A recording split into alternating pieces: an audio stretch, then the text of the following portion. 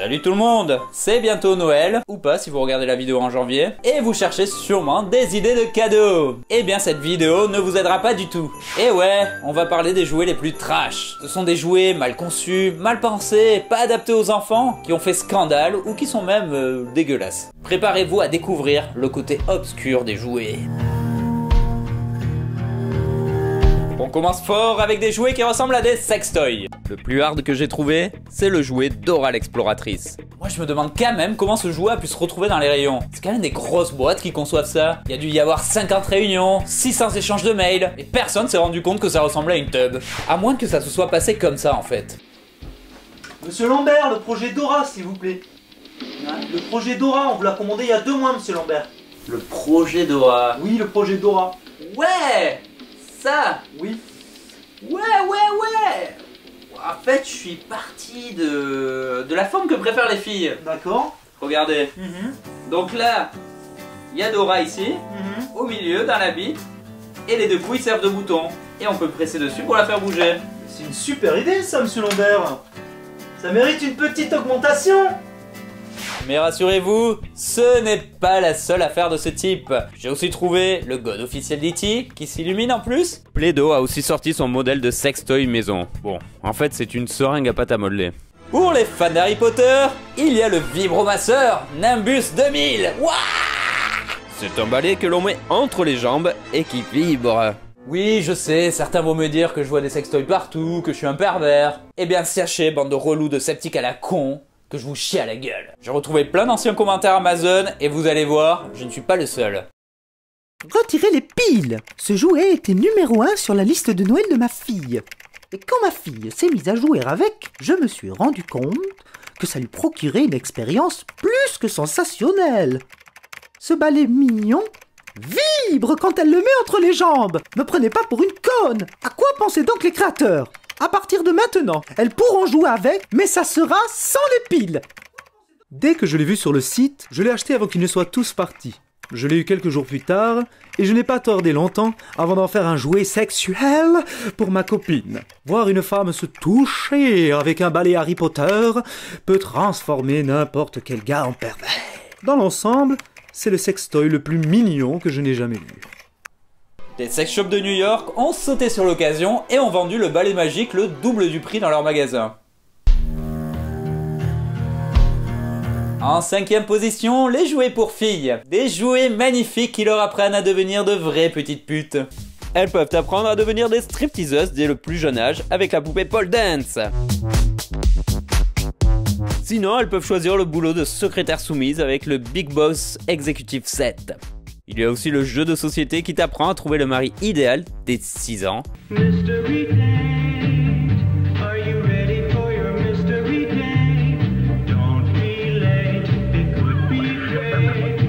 When you open the door, will your mystery date be a dream or a dud? Ouais, j'adore comment le jeu formate les jeunes filles dès le plus jeune âge. Le mec bien sapé en costume 3 pièces à la con est forcément un prince charmant, alors que le mec habillé en paysan est forcément un rendez-vous raté. Quand la petite fille aura eu ses premières relations sexuelles avec son prince charmant, elle pourra apprendre à accoucher sous césarienne grâce à Barbie. Et oui, ils ont sorti une poupée Barbie enceinte qui peut accoucher grâce à un ventre aimanté. Il y a un autre jouet enceinte ultra connu qui a fait scandale sur internet. C'est un bébé enceinte d'un autre bébé. Bon, en fait c'est du gros fake, le jouet n'a jamais été commercialisé. C'est l'œuvre d'une artiste qui a voulu clasher cette super télé-réalité toute pourrie qui est 17 ans et maman, produite par MTV. Elle a également voulu alarmer les gens sur le fait que de plus en plus de jeunes filles tombent enceintes. En 4, les Playmobil. Mais je sais déjà que vous allez me dire, mais c'est pas possible, c'est tout mignon les Playmobil. Eh bien sachez qu'ils ont été à l'origine de nombreux scandales. La marque a sorti une boîte de Playmobil Bank, avec un braquage à l'arme à feu par une femme. Des associations anti-armes à feu ont réagi pour condamner le jeu. Nous ne voulons pas encourager les jeunes à la violence via ce type de jouet horrible. Depuis, sur les nouvelles boîtes, la braqueuse n'a plus de flingue. Playmobil est aussi, depuis toujours, une marque raciste. Bon, désolé de chier comme ça sur les jouets de notre enfance, mais il faut dire ce qui est. Ça a commencé avec la classique maison, où le seul personnage de couleur est, comme par hasard, la bonne à tout faire. En gros, chez Playmo, il n'y a pas trop de gens de couleur. Quand il y en a, ils sont forcément représentés par des clichés. Les Japonais ont des appareils photo, les Noirs jouent forcément au basketball. C'est cette vision caricaturale des cultures qu'a repris Playmobil pour faire une carte du monde éducative. Elle était offerte par une chaîne de fast-food. La carte représentait l'Afghanistan par un taliban et une femme voilée, le Congo par Tarzan, la Somalie par des pirates, et la Réunion par un surfeur attaqué par un requin. Mais le scandale le plus énorme nous vient des États-Unis, quand une Afro-Américaine a découvert son neveu en train de pleurer devant les Playmobil qu'elle venait de lui offrir. Un bateau pirate avec un esclave noir enchaîné par le cou et enfermé dans la cale. Playmobil a réagi à la polémique par des explications qui n'ont pas vraiment convaincu les opposants. Si vous regardez la boîte, vous voyez clairement que le personnage fait partie de l'équipage. Ce n'est pas un prisonnier. La figurine est censée représenter un pirate qui était autrefois un esclave dans un contexte historique. Nous n'avions nullement l'intention de choquer qui que ce soit. Depuis, ils ont modifié le jouet, le personnage noir est maintenant habillé de façon super classe et élégante. Mais Playmobil commercialise aussi et toujours et encore des personnages de pères fouetteurs en Belgique et en Allemagne. Les pères fouetteurs sont les esclaves africains de Saint-Nicolas. Ils sont souvent interprétés par des blackface, des hommes blancs qui se peignent le visage en noir.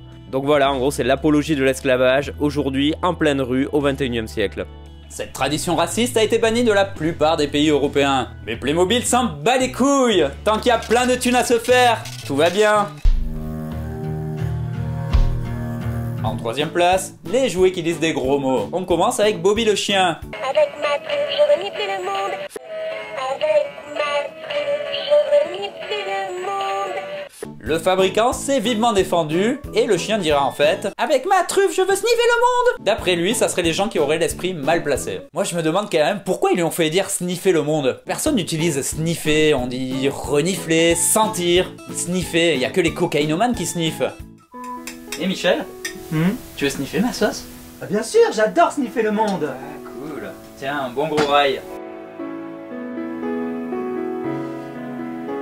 Délicieux. Personne dans le monde ne marche du même pas. Encore plus trash, il y a la poupée pour fille qui t'insulte gratos. Et il y a aussi le petit chien qui t'incite à la zoophilie. If you're happy and you know it, walk with me. If you're happy and you know it, walk with me. Il peut aussi arriver que ce soit les utilisateurs qui détournent le jouet. Ici, un mec fait dire des gros mots au cultissime téléphone parlant.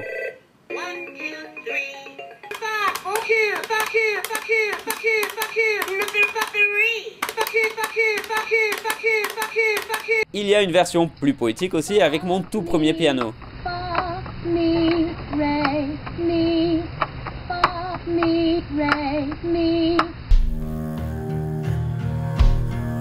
En deux, les jouets de guerre, un grand classique des jouets pour enfants. Ils vont malheureusement servir de propagande durant la Première et la Seconde Guerre mondiale. Ils vont aussi être omniprésents dans les années 60 durant la guerre froide. Il y avait bien sûr les classiques déguisements de soldats avec tous les accessoires. And look here, this flashing battery-powered machine gun with moving ammo belt shoots rapid-fire bullets. Aussi les tanks, les hélicoptères, les bases militaires et les figurines de soldats. 3 rubber-tipped missiles, caps, and enemy target. Batteries not included. Il y a aussi cette base de lancement de missiles nucléaires. Elle permet d'envoyer de gros missiles nucléaires américains sur des méchants communistes de l'URSS. It's a real electronic missile base. You sit at the controls and move missiles into place. You count down. You blast off. She's up. Il y a aussi le Sonic Blaster. You must not fail, Zero M. This mission is critical. Un méga patator bazooka à air comprimé de la mort. Il a été retiré du marché 2 mois après sa sortie car il détruisait les tympans des enfants à cause du bruit énorme qu'il faisait.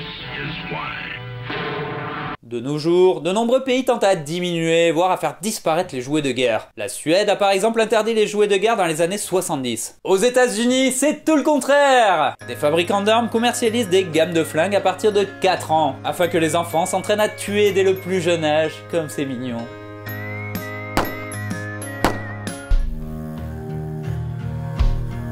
Et en première place, les jouets les plus trash de tous, les jouets scatophiles. Bizarrement, il y en a beaucoup plus que ce que je pensais. Il y a les traditionnels peluches pipi et caca qui commencent à se répandre. J'ai aussi découvert le masque pour se déguiser en son héros préféré. Il y a aussi des jouets de société sur ce beau thème qu'est la merde.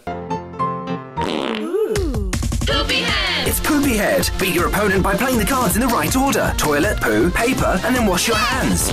Mais ce jeu reste quand même super soft comparé à Plop Trumps. Un jeu de cartes qui consiste à reconnaître à quel animal appartient la crotte photographiée.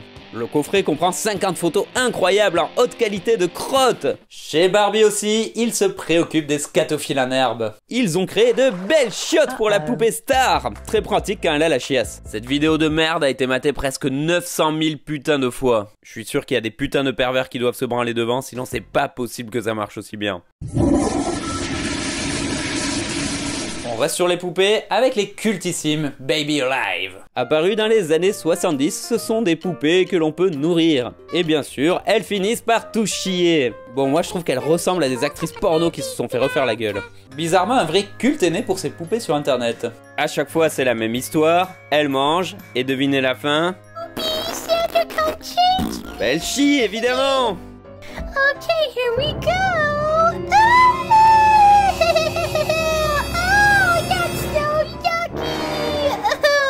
Mais le plus ouf, c'est que ces vidéos à la con supra méga cartonnent sur internet. Il y a des dizaines de millions de vues par vidéo. J'aurais jamais cru que des vidéos de merde avec des poupées qui chient puissent plaire autant aux gens.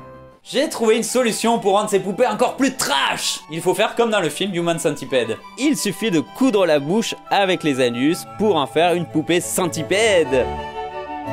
En plus, on gaspille moins de couches comme ça. J'espère que cette vidéo ne vous a pas trop fait perdre votre âme d'enfant. En tout cas, moi, ça m'a donné envie de ressortir plein de vieux jouets. Si cette vidéo vous a plu, je vous conseille de vous abonner à la chaîne. Sinon, vous pouvez aller vous faire foutre. Restez curieux, prenez soin de vous et passez de joyeuses fêtes. Bisous.